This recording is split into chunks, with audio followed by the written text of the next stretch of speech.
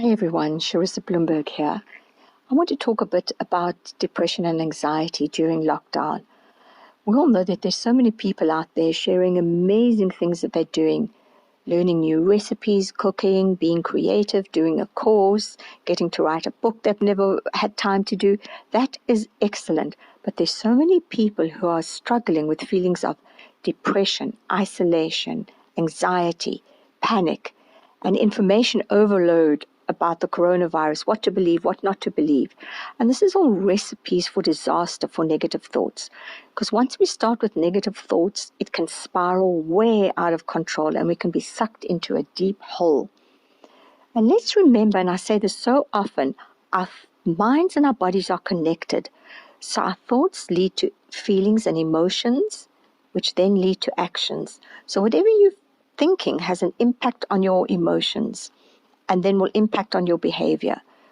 So once those thoughts are negative, we get sucked into a black hole. So let's try and do this. We try and reframe our thoughts.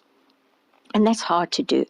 So if we're thinking, and I'll give you an example. I'm thinking, oh, I'm so locked in. I feel I want to go out. I want to go for a run. I want to go to the beach. Poor me. I've had enough of this. All those angry feelings. We start reframing those thoughts and say, well, I'm given this time. Let me just deal with it. How can I cope better? What do I need to do? There's nothing I can do about it. Let's make the most of it. You're just reframing the thoughts. So I'm going to mention a few tips that already are so out there in the social media, but I'm going to repeat some of them, and then I just want to add a few of my own. We have to keep our routine every morning, and it's about self-care and self-nourishment.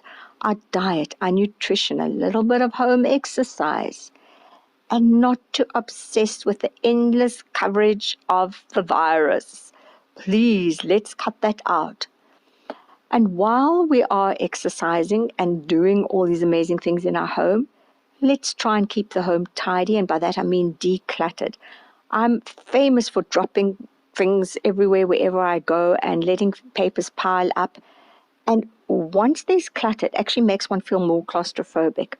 So we don't have to obsess about a tidy house all the time, but we should try and clear out the clutter. We'll feel so much lighter. Let's also get enough sleep and make sure you have a support system.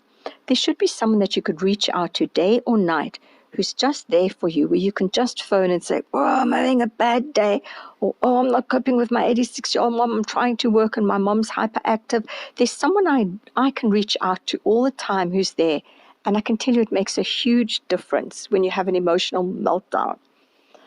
Also, try and see nature, even if it's from your window.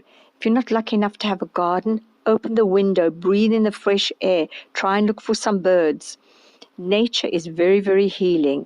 And if we can't do that, and you're lucky enough to have a phone, download an app. There's so many apps with the sounds of nature that is incredible to help us sleep and relax.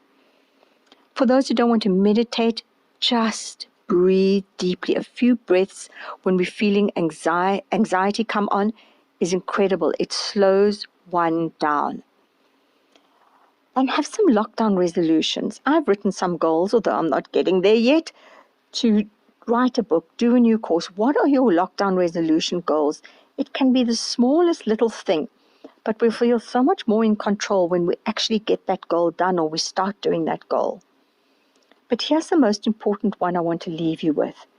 Try and be of service to others from a distance. When you're feeling down, there is nothing more empowering than doing small acts of kindness. It is so beneficial for our mental health. It gives us a sense of purpose, and people are known to recover from trauma and traumatic events far quickly when you are there of service to others. It helps build resilience. So find ways to help others in times of crisis from a distance. It will help your well-being. And journal your thoughts down as well. That's also amazing. So many people have started diaries. But ask yourself, what are you learning about this process? What can you be proud of when you are out of lockdown? Because it takes strength and it takes resilience to come out of something as traumatic as what we're all going through. But I want to share two important numbers for those people who are still feeling suicidal, depressed, or feeling they just want to talk to someone at the end of the line. The South African Society for Depression and Anxiety Organization, let me rephrase this, the South African Depression and Anxiety Organization, SADAG, do amazing work. It's sadag.org. They are open from 8 in the morning till 8 at night for a phone call, and I'm going to say the number, 011 2344 837. 011 2344 837. There's someone there from 8 till 8 every day, 7 days a week.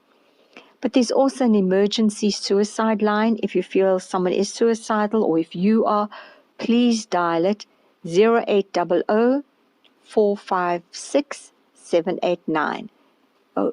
0800 456 789. We can survive this. We will survive this. We will get out of this. And we are not going to let anybody take their lives unnecessarily if we can help it. God bless us all. Be strong. Reach out to others. Small acts of kindness. Thank you for listening. God bless.